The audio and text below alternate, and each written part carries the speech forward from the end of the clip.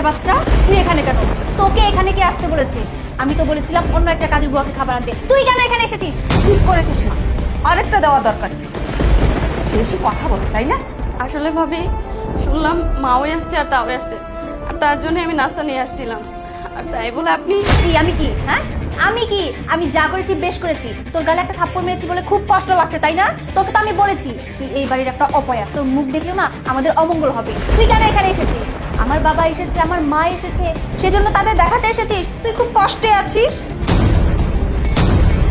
কি অপয়া, এখনো কেন দাঁড়িয়ে আছিস? নিজের স্বামীকে তো খেয়েছিস, এবার কি আমাদের খেতে যাচ্ছিস? যা এখান থেকে, বের হ, বের হ বলছি।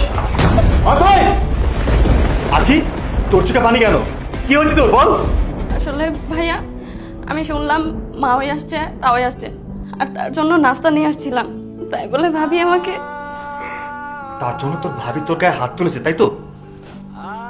তুমি আমার বোনের গায়ে হাত তুলেছো কেন? তোমার বোন তো একটা অপয়া, নিজের স্বামীকে খেয়েছে, নিজের সংসারটা ঠিক রাখতে পারেনি, ওই বাড়িতে তার স্থানও হয়নি। এখন আমার সংসারে এসে সেটা আমি বসে বসে দেখবো?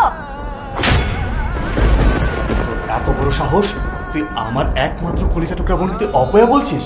তোমার এত বড় সাহস, আমার সামনে, আমার স্বামীর সামনে তুমি আমার মেয়ের গায়ে হাত দিছ? হ্যাঁ, ঠিকই করেছে, ঠিকই করেছে। কেন, খুব স্যাট লেগে গেল নাকি? হ্যাঁ, যখন অথই জিয়ারির গায়ে হাত দিল তখন খুব ভালো লাগছে। হ্যাঁ, এখন নিজের মেয়ের গায়ে জামাই হাত দিচ্ছে আর খুব লাগলো। হ্যাঁ অথই, আমি কি তোকে এই শিক্ষা দিছি? আসলে দুর্ভাগ্য আমার, আমি তোকে শিক্ষা দিছি ঠিকই, কিন্তু সুশিক্ষায় শিক্ষিত আমি করতে পারি নাই।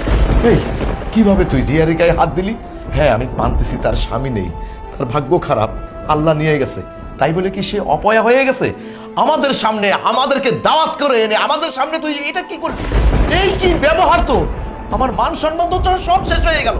আর এই যে তুমি মা জাতের কলঙ্ক, এই জন্য কিছু কিছু মায়ের জন্য না মেয়েদের সংসার ভেঙে যায়।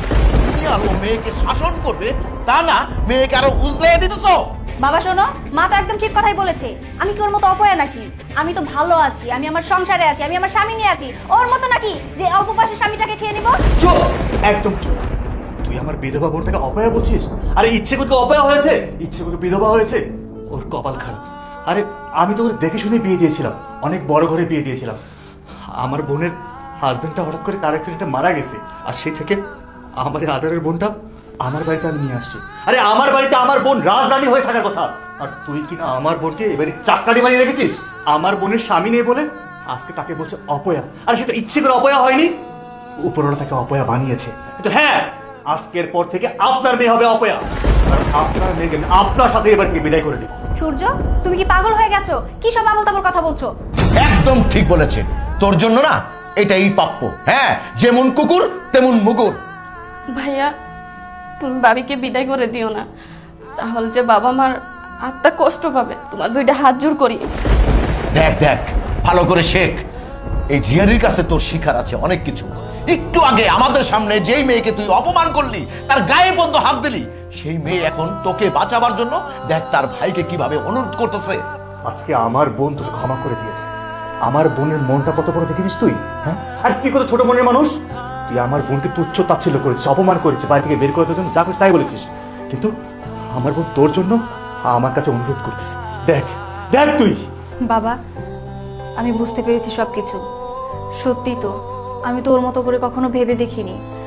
আর ও তো নিজে ইচ্ছায় অপয়া হয়নি, আল্লাহ তাআলা ওর স্বামীকে নিয়ে গেছে, এতে ওর তো কোনো দোষ নেই। আমি অযথাই ওকে দোষারোপ করেছি। ও তো আসলে এখন অসহায়, আমাদের উচিত ওকে সাপোর্ট দেওয়া। আমি ওর ভাবি, আমি যদি ওকে সাপোর্ট না দেই ও কোথায় যাবে? আখি বোন আমার, প্লিজ তুমি আমাকে ক্ষমা করে দিও। তোমার সাথে আমি এতদিন যা করেছি, যে দুর্ব্যবহার করেছি, তার জন্য আমি তোমার কাছে ক্ষমা চাচ্ছি। আখি এসো বোন, শোনো, এতদিন তোমার সাথে আমি যা করেছি তার জন্য আমি তোমার কাছে ক্ষমা চাচ্ছি। আর হ্যাঁ, আজকের পর থেকে এই বাড়িতে তুমি চাকরানি না, একদম রাজরানী হয়ে থাকবে। আর আমরা সবাই মিলে তোমার জন্য একদম রাজপুত্র খুঁজে তোমাকে বিয়ে দিয়ে দিব, ঠিক আছে?